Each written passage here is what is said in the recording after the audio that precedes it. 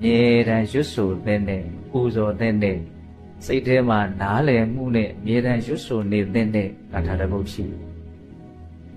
လောကီလို့ဘလို့ကျိုးစီးပွားတွေဖြစ်ထွန်းမဲ့ဘာညာညာရှိရွယ်ပြီးတော့ဂါထာတော်ကိုပြောမှာမဟုတ်ပါဘူးအဲ့ဒါတွေဘုံဘုံတို့တိတ်စိတ်မဝင်စားပါကိုယ့်ရဲ့စိတ်ကလေးကိုတက်မှတ်အောင်ကောင်းမွန်အောင်ထိန်းချောင်းပေးနိုင်တဲ့အတွက်ကြောင့်တကယ်ကိုလက်တွေ့စိတ်နှလုံးရဲ့ငြိမ်းအေးမှုကိုရစေနိုင်တဲ့အစွမ်းရှိတဲ့လမ်းညွန်ချက်ပါနေတဲ့ဂါထာရခြင်းလာရောက်မယ်အဲ့ဒီဂါထာရခြင်းလာရောက်မယ်နော်ရှားပြီးသားနော်ဒီလူတွေရဲ့ခေါင်းထဲမှာရှိပြီးသား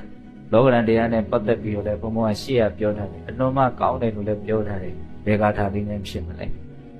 ဗုဒ္ဓတလောကဓမ္မေဟိစိတ်တံယတနာကံပတိအတောကံဝိရဇံခေမံဧတံမင်္ဂလမုဒ္ဓမလောကဓမ္မေဟိလောကရန်တရားတို့ဖြင့်ဗုဒ္ဓတတွေ့ကြုံလာရတဲ့ယတအကျဉ်ယန္တာပုဂ္ဂိုလ်အားစိတ်တံစိတ်သည်နာကံပတိမတုံလှုပ်အသောကုန်ခန်းနဲ့စိတ်မှာကိလေသာအငြိကြီးလုံးဝကင်းဝေးတော်မူကြတဲ့ပုဂ္ဂိုလ်တွေကိုဘာလို့ခေါ်တော့ယဟန္တာပုဂ္ဂိုလ်တွေလို့ခေါ်နော်အဲ့ဒီယဟန္တာပုဂ္ဂိုလ်တွေဟာလောကရန်တရားတွေနဲ့တွေ့လာပြီဆိုရင်လောကရန်တရားဆိုတာဆိုတော့၈မျိုးဘုံဘုံရွတ်ပြထားတယ်ဟုတ်လားအကြီးအသေးအကောင်းဆုံးအမျိုးမျိုးသောလောကရန်တရားတွေနဲ့တွေ့ကြုံလာတဲ့အခါမှာယဟန္တာရှင်မြတ်တို့ရဲ့စိတ်သည်တုန်လှုပ်မှုမရှိဘူးဒီနေ့မှာတုန်လှုပ်တယ်ဆိုတာဝမ်းသာမှုဝမ်းနည်းမှုဖြစ်သွားတာကိုတုန်လှုပ်တယ်လို့ပြောတာဘုန်းဘုန်းတို့တာမန်အဖြစ်ပုထုဇဉ်တွေကကောင်းတဲ့လောကရန်နဲ့တွေ့လို့ရှိရင်ဘာဖြစ်ကြတာတော့ဝမ်းသာကြတာမကောင်းတဲ့လောကရန်နဲ့တွေ့လို့ရှိရင်ဝမ်းနည်းကြတာလာဘိနဩနတောလောကောအလာဘိနသဩနတောလာဘာလာဘိနဧကထတာရိတာတမနာမမနော်သုလတုဘာရာအနာရဘိန်တတိကြီးရဲ့သမီးနော်အယူအဆမတူတဲ့နော်အတိုင်းဝိုင်းမှာအိမ်တော်ကြတော့အဲ့ဒီအတိုင်းဝိုင်းကလူတွေနဲ့ပတ်သက်ပြီးတော့သူပြောကြဆိုကြရတာတွေရှိတယ်အဲ့ဒီမှာယဟန္တာအရှင်တို့ရဲ့ဂုဏ်ကျေးဇူးကိုပြောတဲ့နေရာမှာသူဒါလေးထည့်ပြောတာပါတယ်လာဘိနဩနတောလောကောအလာဘိနသဩနတော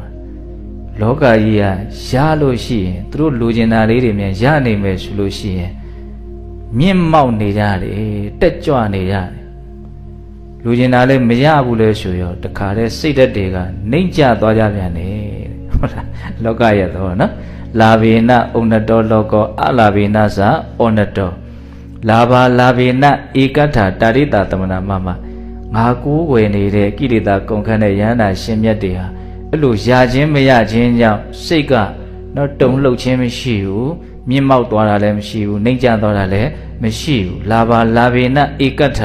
ရခြင်းမရခြင်းဒီဟုသောအကြောင်းကြောင့်စိတ်ဟာနှစ်မျိုးဖြစ်မသွားဘူးတစ်မျိုးတည်းပဲငြိမ်ငြိမ်လေးပဲအဲ့ဒါလိုအစွမ်းရှိတယ်လို့သုလတုဝါဒသူရောက်ခမယူအဲ့လိုပြောခဲ့တဲ့စကားရှိတယ်သူ၈မျိုးလုံးပြောတာပါလောကရဲ့သဘောကအချမ်းရည်နေရှိတယ်ဆိုရင်မြင့်မောက်နေကြတယ်အထီးကျန်နေတယ်ဆိုရင်တော့လည်းနှိမ့်ကျနေကြတယ်ချီးမွမ်းခံရတယ်ဆိုရင်လည်းမြင့်မောက်နေကြတယ်ကဲ့ရဲ့ခံရတယ်ဆိုရင်လည်းစိတ်ကညှိုးငယ်နေကြတယ်နှိမ့်ကျနေကြတယ်ချမ်းသာနေတယ်ဆိုရင်လည်းဘာလို့မြင့်မောက်နေကြတယ်ဆင်းရဲသွားပြီဆိုရင်တော့စိတ်ကညှိုးငယ်သွားကြတယ်ဝမ်းသာခြင်းဝမ်းနည်းခြင်းဆိုတဲ့အစွန်းနှစ်ဖက်မှာပဲဒီစိတ်ဟာပြေးနေဟုတ်လားကောင်းတဲ့လောကရန်နဲ့တွေ့ရင်ဝမ်းသာနေကြတယ်မကောင်းတဲ့လောကရန်နဲ့တွေ့ရင်ဝမ်းနည်းနေကြတယ်ဒါလောကရဲ့သဘာဝကိုယန္တာရှင်မြတ်တွေကြတော့အဲ့လိုမျိုးမဟုတ်နော်ဗုဒ္ဓတလောကဓမ္မေဟိစိတ်တံယတနာကံပတိနာကံပတိတုံလုံးမှုမရှိဘူးတဲ့ဘလို့အတွေ့အကြုံတွေပဲတွေ့ဘာကြီးဖြစ်လို့နေသူ့စိတ်ထဲမှာဝမ်းသာခြင်းဝမ်းနည်းခြင်းဖြင့်တုံလုံးနေတာမျိုးမရှိဘူးအတောကံစိတ်ထဲမှာစိုးရိမ်မှုလည်းမရှိဘူးဝိရဇံစိတ်မှာယာဂဒေါသအညစ်အကြေးပေးချမ်းသွားတယ်ဆိုတာလည်းမရှိဘူးခေမံဘေးဖြစ်သွားတယ်ဆိုတာလည်းမရှိဘူးဘေးလည်းကင်းနေတယ်အကောင်းဆုံးအမြင့်မားဆုံးမင်္ဂလာတရား၄ပါးနော်နာကံပတိလောကရန်တရားတွေနဲ့တွေ့လို့စိတ်ဟာတုန်လှုပ်မှုမရှိဘူးအတောကံလောကရန်တရားတွေနဲ့တွေ့လို့စိတ်ဟာစိုးရိမ်ခြင်းမရှိဘူးဝိရဇံလောကရန်တရားတွေနဲ့တွေ့လို့စိတ်မှာနော်အညစ်အကြေးမြူတွေတင်သွားတာမရှိဘူးခေမံဘလို့လောကရန်တရားနဲ့တွေ့လို့မှစိတ်မှာဘေးဖြစ်သွားတယ်ဆိုတာမ မရှိဘူးတဲ့ဘယ်လောက်ကောင်းတော့နော်ဣတံမင်္ဂလမုဒ္ဓမအဲ့ဒါအလွန်မှမျက်နှိုးစရာကောင်းတဲ့မင်္ဂလာတရားလို့ခေါ်တာအဲ့ဒါအမြဲတမ်းရော့အဓိပ္ပာယ်ကိုသိပြီးတော့ရော့ဟုတ်လားအဲ့လိုဆိုလို့ရှိရင်ကိုကနော်အတူယူစရာအားကြစရာစံတစ်ခုကိုမှရှိနေရရောက်တယ်ဟုတ်လားဩယန္တာရှင်မြတ်တည်းရဲ့စိတ်ဟာဘလို့အတွေ့အကြုံမျိုးနဲ့ပဲတွေ့ဘလို့အခြေအနေမျိုးတွေပဲဖြစ်နေ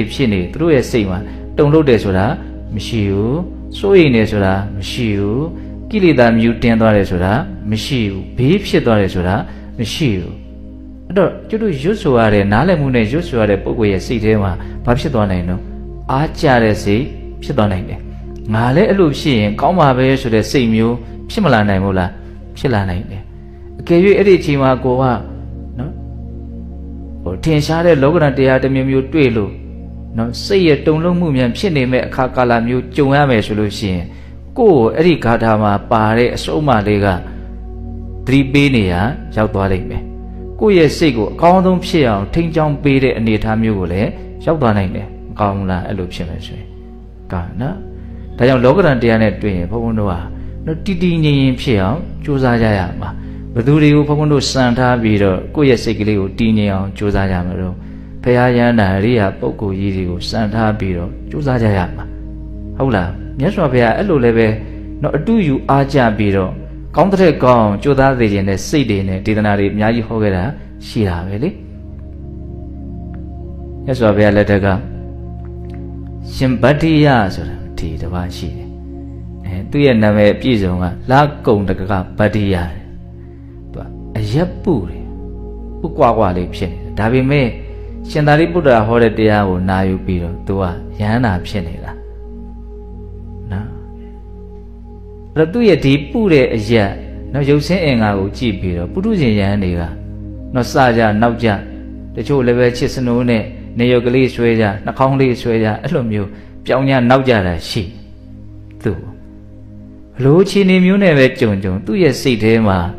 ဝမ်းသာတယ်ဝမ်းနေတယ်ဆိုတာမရှိဘူး तू ကအမြဲတမ်းပဂရိအေးချမ်းတည်ငြိမ်တဲ့စိတ်နဲ့နေနိုင်တဲ့အရည်အသွေးရှိနေတာပေါ့အဲ့တော့ယဟန်တွေကနော်စကြနောက်ကြရင်းနဲ့ဘလို့မှတုံ့လုံမှုမရှိတဲ့အခါမှာသတိထားမိတယ်ပေါ့ဩဘာပြောလို့မှစိတ်ထဲမှာဝမ်းသာတယ်ဆိုတာလည်းမရှိဝမ်းနေတယ်ဆိုတာလည်းမရှိအဲ့ဒါသူ့ရဲ့အဲ့ဒီအရည်အသွေးကိုသတိမထားမိလို့ကိုသူတို့မရဘူးသတိထားမိတယ်အဲ့ဒါနဲ့မြတ်စွာဘုရားကိုတွားလျှောက်ကြတော့မြတ်စွာဘုရားကသူကယဟန္တာပုဂ္ဂိုလ်ဖြစ်နေတာသူ့ရဲ့စိတ်ကဘာတုံ့လုံမှုမှမရှိဘူးအဲ့ဒါလိုမြတ်စွာဘုရားချီးမွမ်းပြီးတော့ဂါထာတစ်ပုဒ်ဟောတယ်အဲ့ဒီဂါထာလေးလဲစောစောဂါထာလေးနဲ့တွဲပြီးတော့ရွတ်เสียကောင်းတယ်တေလောယထာဧကကနောဝါတေနနသမိရတိဧဝံနေနာပတံတာတုနသမိစ္ဆန္တိပန္တိတာတေလောယထာဧကကနောဝါတေနနသမိရတိတကယ်ကိုကြောက်သားအတိပြေးနေတဲ့ကြောက်တောင်ကြီးတစ်ခုနော်မြေတောင်မဟုတ်ဘူးနော်ကြောက်တောင်ကြီးဟုတ်လားအဲ့ဒီကြောက်တောင်ကြီးဟာအရက်လေးမျက်နှာကတိုက်ခတ်လာတဲ့လေတို့ကြောင့်တုန်လုံးကိုမရှိဘူးတဲ့ပဂရိကြောက်သားနဲ့ပြီးတဲ့ကြောက်တောင်ကြီးလေဘလောက်တိုက်လို့မှသူ့မှာတုန်လို့တယ်ဆိုတာမရှိဘူးတဲ့တေလောယထာဧကကနောဝါတေနနသမိရတိဧဝံနေနာပတံတာတုနသမိစ္ဆန္တိပန္တိတာအဲ့ဒါလိုပဲတဲ့အသိဉာဏ်ရှိတဲ့ပုဂ္ဂိုလ်ဆိုတာတနည်းအားဖြင့်လောကဓာတ်တွေရဲ့အကြောင်းကိုကောင်းကောင်းနားလေတဲ့ဉာဏ်ရှိတဲ့ပုဂ္ဂိုလ်တွေဆိုတာဧဝံနေနာပတံတာတုနေနာဆိုတာဘာလို့ကဲ့ရတာပတံတာဆိုတာချီးမွမ်းတာအဲ့လိုချီးမွမ်းခြင်းကဲ့ရခြင်းဆိုတဲ့လေသံတွေကြောင့်သူတို့ရဲ့စိတ်ဟာတုန်လှုပ်သွားတယ်ဆိုတာမရှိဘူးတဲ့အဲ့ဒီချီးမွမ်းခြင်းကဲ့ရခြင်းဆိုတဲ့လောကဓာတ်တစ်စုံဟာလည်းပဲအလွန်စိတ်ဝင်စားစရာကောင်းတကယ်တမ်းကချီးမွမ်းတယ်ဆိုတာဘာလို့တာကိုကောင်းတယ်ထင်လို့ကောင်းတယ်လို့ပြောလိုက်တာ